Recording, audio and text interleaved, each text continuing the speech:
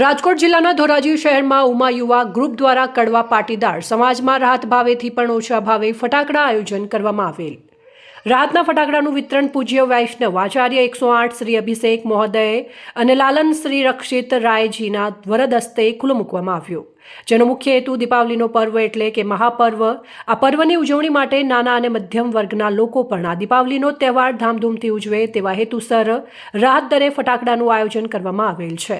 તેમના પ્રમુખ દ્વારા જણાવવામાં આવ્યું કે જે કાંઈ નફો થાય તે સેવાકીય પ્રવૃત્તિ માટે ઉપયોગ કરવામાં આવશે।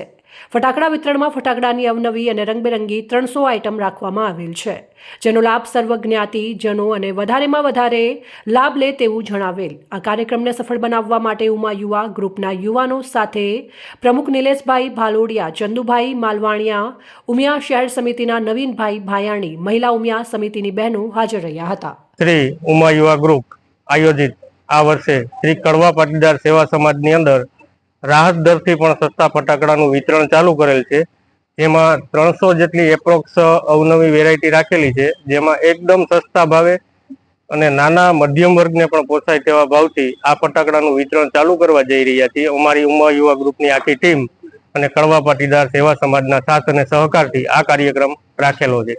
આની અંદર એકદમ નજીવા ભાવ રાખેલા છે અને જે કંઈ પણ નફો મળે તે એક પૈસો પણ કોઈ ઘરે નથી લઈ જવાનું, ટોટલ પૈસા નફાના દરેક સેવાકીય પ્રવૃત્તિમાં વાપરવાના છે।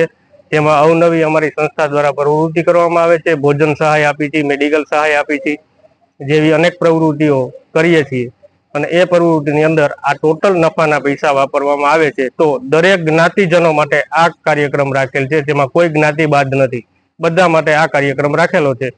તો બધા જ જ્ઞાતિજનોને વિનંતી આ કાર્યક્રમમાં અમને સહભાગી થાય અને અમને વધુમાં વધુ સેવા કરવાની તક મળે તે બદલ બધાનો આભાર અને ફરીને વિનંતી કરવામાં આવે છે આમાં સાથ સહકાર બધાએ આપવું। અહેવાલ નયન રાવરાણી, સંબંધ ભારત ન્યૂઝ, ધોરાજી।